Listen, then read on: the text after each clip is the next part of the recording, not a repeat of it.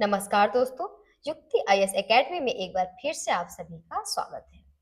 आज हम कुछ देखेंगे करंट अफेयर्स के क्वेश्चन जो कि काफी इंपॉर्टेंट है यूपीएससी प्रीलिम्स और मेंस के लिए। तो बिना समय गंवाए हम शुरू करते हैं अपने क्वेश्चन से। तो प्रश्न था हमारा कि भारतीय अंगदान दिवस कब मनाया जाता है। चार विकल्प हैं, 1 अगस्त को, 2 अक्टूबर को, 3 अगस्त को या 27 नवंबर को। चार विकल्प थे जिनमें से सही विकल्प हो जाएगा, अगर देखा जाए तो ये मनाया जाता है 3 अगस्त को, इसलिए सही विकल्प हो जाएगा 3 अगस्त। ये देश के काफी इम्पोर्टेंट्स होते हैं जो कि एग्जामों में काफी बार एग्जाम में पूछे जाते हैं दिवस को लेकर क्वेश्चन, तो उस हिसाब से इसका सही विकल्प हो जाएगा 3 अगस्त, जिसका उद्देश्य है कि लोगों को अंगदान के प्रति जागरूक करना और मृत्यु के बाद अंगदान के लिए प्रेरित करना। ठीक है,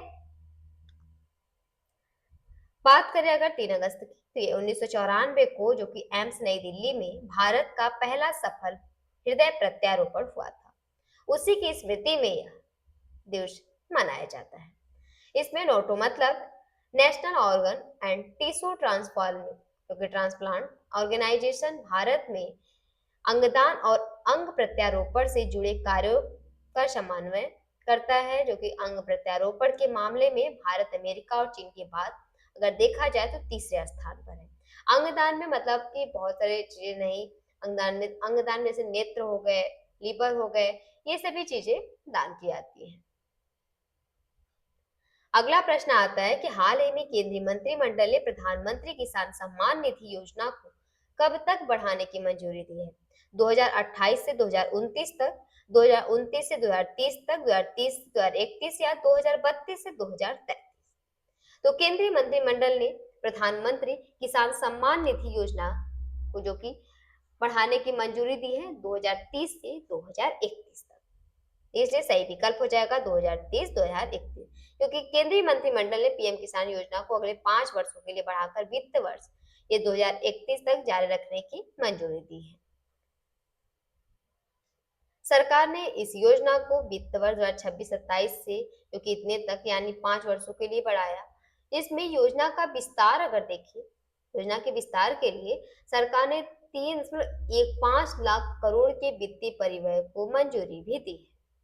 वहीं पीएम किसान योजना के तहत पात्र किसान परिवारों को हर वर्ष अगर देखा जाए तो 6,000 की सहायता भी दी जाती है और किसानों को 2,000 के 3 समान किस्तों में कुल 6,000 से बैंक में भेजे जाते हैं।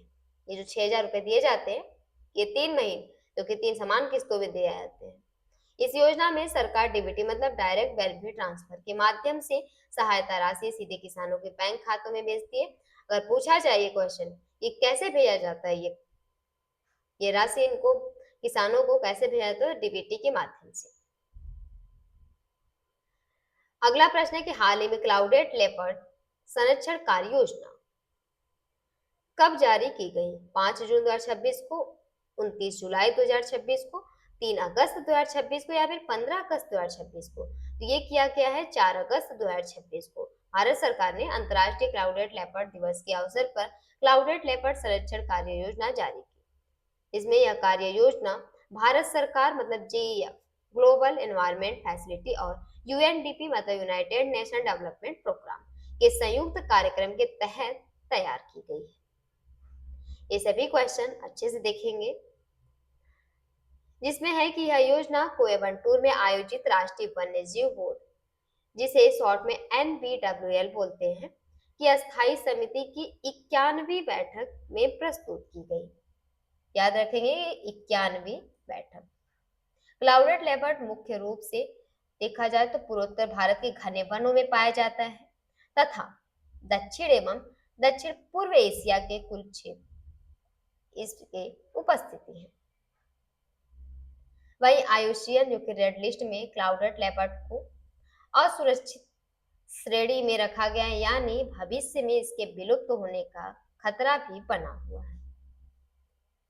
इसी तरीके से दो और क्वेश्चन है जो कि काफी इंपॉर्टेंट है, कथनों पर आधारित है। कथन ए कहता है कि एल एनडीटी को एटीएनओसी ऑप्शन सी 15,000 करोड़ से अधिक का ऑफशोर ऑर्डर मिला है।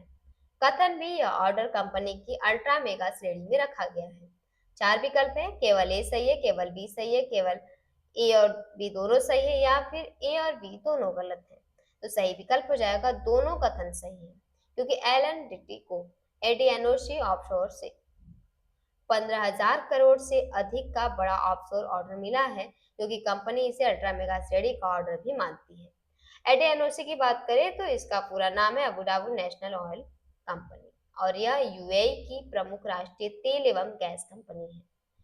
ईपीसीआई का यहाँ पे अर्थ आता है कि engineering, procurement, construction, installation and commissioning, जिसमें परियोजना की पूरी प्रक्रिया शामिल होती है।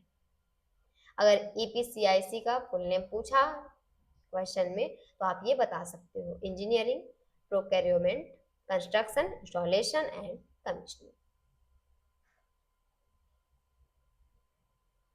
अगला लास्ट प्रश्न है कि कथन ए, केंद्रीय कृषि मंत्री ने किसान संगठनों से मुलाकात की। कथन बी कहता है बैठक नई दिल्ली के कृषि भवन में हुई। 4 विकल्प हैं, केवल ए सही है, केवल बी सही है, ए और बी दोनों सही है, या ना तो ए सही है और न ही बी सही है। तो सही विकल्प हो जाएगा ऑप्शन सी,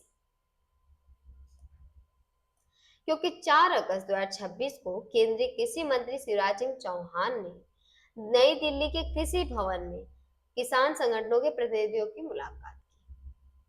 बैठक में एथेनॉल, राष्ट्रीय कृषि नीति, कृषि विपणन, आयात शुल्क और फ्यूचर मार्केट जैसे महत्वपूर्ण विषयों पर चर्चाएं भी की गई हैं, जिसमें किसान संगठनों ने कहा है कि एथेनॉल के खिलाफ जो दुष्प्रचार हो रहा है, इसके लिए इसके पक्ष में जन जागरूकता बढ़ाने की जरूरत है, और एथेनॉल उत्पादन से किसानों की आय भी बढ़ती है और कृषि विविधीकरण को बढ़ावा मिलता है और देश की ऊर्जा सुरक्षा भी मजबूत होती है। ठीक है, उम्मीद है कि आज के करंट अफेयर्स के क्वेश्चन काफी कम समय के थे, क्योंकि 5 क्वेश्चन थे, अच्छे से समझ आए होंगे। कृपया वीडियो को अगर अच्छी लगी तो कृपया वीडियो को लाइक करें, शेयर करें और कमेंट में अपने विकल्प को, सही विकल्प जो पूछा जाता है वो जरूर बताएं। धन्यवाद।